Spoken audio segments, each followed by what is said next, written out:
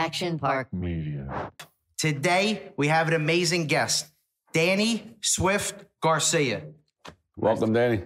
Pleasure. Thanks for having me on, for sure. Well, we really appreciate you coming on. For sure. We're in the boxing gym. We're in a rink. Joey might be beating me up later on. Hopefully it's not Danny, it might be Joey. We'll go a couple rounds. Just a couple rounds, Danny. I'll be the referee. Yeah, exactly. So we just want to start off with just give us a little background. Who is Danny Garcia? Well, Danny Garcia, you know, I'm born and raised in Philly, born and raised in North Philadelphia. I started boxing when I was 7 years old. Never stopped. Became a four-time world champion. I got 2 kids, another one on the way. Guy who just likes to have fun, positive energy. I would call myself, you know, a loyal person, and I'm blessed. Absolutely. God bless you. How was it growing up in North Philly? I mean, you had to be fighting your whole fucking life before the rink. Definitely. So when I was a kid, I used to walk like a mile to school, up and back.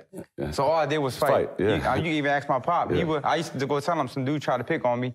He would take me, point the dude out, and you can fight my son one-on-one. Yeah. And I did that almost every day until I started boxing. Like once I started boxing, I never got into a street fight ever again. It kind of like changed my mindset. Right. Like it gave me like discipline. You were 120-0 before you got in the rink. Yeah. Before you started fighting. We should just roll on people. That was our thing. Like I'll hit them first, and my brother would just start.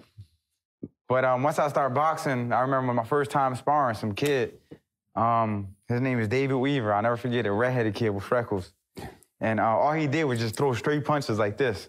And he was a white kid. And he hit me and he dropped me. Boom. And I said, oh, shit, I let this white boy drop me. So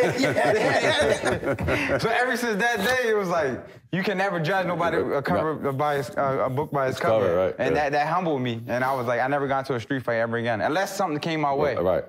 But other than that, I just been disciplined. Yeah, but people don't know North Philly stuff. You know what I mean? There ain't no snitches walking around here. No, definitely not. Yeah. You know, everybody from North Philly's tough. Like, everybody go through the same thing. You know, father goes to jail. Yeah, right, yeah.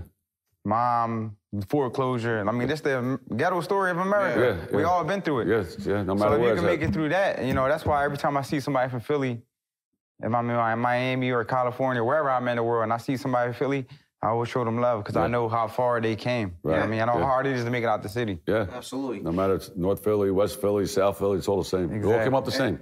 Definitely. And you said something that it's big with us. You said about loyalty. Right. So how do you feel about loyalty? I mean, loyalty is everything. I feel like, I mean, whatever you do, like your name is everything. That's it. So if you got a bad name, nobody's gonna want to mess with you. Right. If you know for being sneaky, if you know for stealing, if you just know for everything, like I was always told wherever there's smoke, there's fire. So you want to try to keep your name clean because rumors could ruin who you are. Right. So me and my father, that's what our brand is built on. You know, DSG, Danny Swift Garcia, Don't Stop Grinding, is built off loyalty. And that's what, like, I've been with the same manager. Yeah. You know, since 2011, and I'm still with him. You know, beautiful. so. That's a little. First, let's give your dad a shout out because I mean, That's my man. One of the best. I mean, it really is. You know, just loyalty. You know, made us feel right at home as soon as we walked in the door. And like you said, growing up, you know, that story and the stigma, everybody from Philly, you know, you always want to show love when you see them and things like that. Sure. But at a young age, when you started boxing, how did you develop into the boxer that you are today? Like, who did you admire growing up? Who did you look at and say, that's who I want to be like? Well, first, when I told my pop I was meeting Joey Merlin, he was like, yo, bring him to the gym. He was like, for real? I was like, yeah, man. Let's go whack somebody. No, I was there, we'll cut that. Yeah. No, I'm messing around. But he was excited.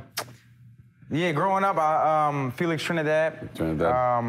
Oscar De La Hoya, Prince Nassim Hamed. He was like a showman. That's why I wear like animal print trunks, because of Prince Nassim. He wear like leopard trunks, So he inspired me. Even Bernard Hopkins, I love Bernard. I didn't even know Bernard was from Philly when he beat Trinidad. Yeah. Because I love Trinidad so much. He was Puerto Rican. Yeah. And you couldn't tell me nothing about Trinidad.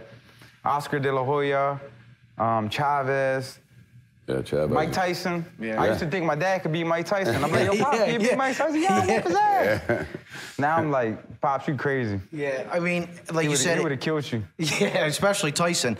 Well, when your record right now as it stands, 37-3. Yeah. You know, you might have another fight coming up. You don't know who or what exact date. But as you're fighting and still going on in your career, what have you learned this far in this business? Well, you know, as far as fighting, you learn something new every day you walk in the gym. And each fight, you learn something new. Like, some guys are fast, some guys are slow, some guys are powerful. So you're always gonna learn something new when you fighting. But in the business, is like patience. Patience. I think that's the hardest thing, is just waiting for your time to shine.